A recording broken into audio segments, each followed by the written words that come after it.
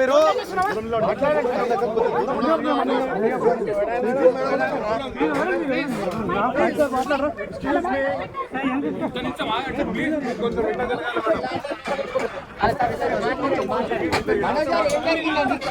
చెప్పండి పర్లేదు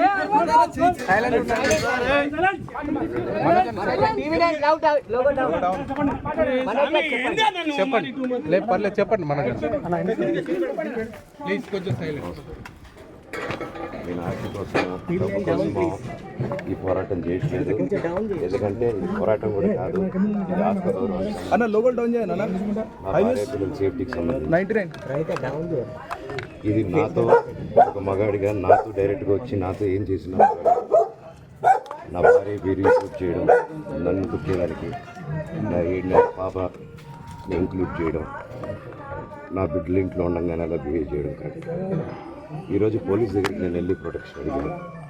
నేను మొన్న వచ్చి అడిగినప్పుడు మీకు అన్ని ఎవిడెన్స్లు ఇస్తాను, ఎస్ఐ గారు ఇక్కడి నుంచి వచ్చి నేను ఇస్తాను సార్ ప్రొటెక్షన్ చూపించాను, కౌన్సిలర్లు అందరూ అభిప్రాయం దాంకుతారని చూపించాను. అది కూడా చూసి ఓకే సార్ నేను ధైర్యంగా ఉన్నాను, మేము ఎక్కడికి వెళ్ళట్లేదని చెప్పి మాట్లాడి పారిపోయారు. ఇప్పుడు కానిస్టేబుల్స్ వచ్చి అందరూ నా మనుషులందరినీ భయపించి ఇప్పుడు వాళ్ళ పేర్లు తీసుకొని బెదరగొట్టి మా మనుషులను పంపించేసి వేరే బాడీ గార్డ్ లోపలికి పంపించున్నారు సార్. ఏం జరిగిందండి అసలు? గొడవలు ఎందుకు జరిగాయి? డిపార్ట్మెంట్ ఎందుకు వన్ సైడ్ తీసుకుంటున్నారు? కంప్లైంట్ తీసుకున్న తర్వాత వాళ్ళకి ఏ అధికారం ఉంది? నా ప్రొటెక్ట్ చేసే మనుషుల్ని పంపించేదానికి అధికారం ప్రపంచంలో అందరినీ కలుస్తాను సార్, బయలుదేరి.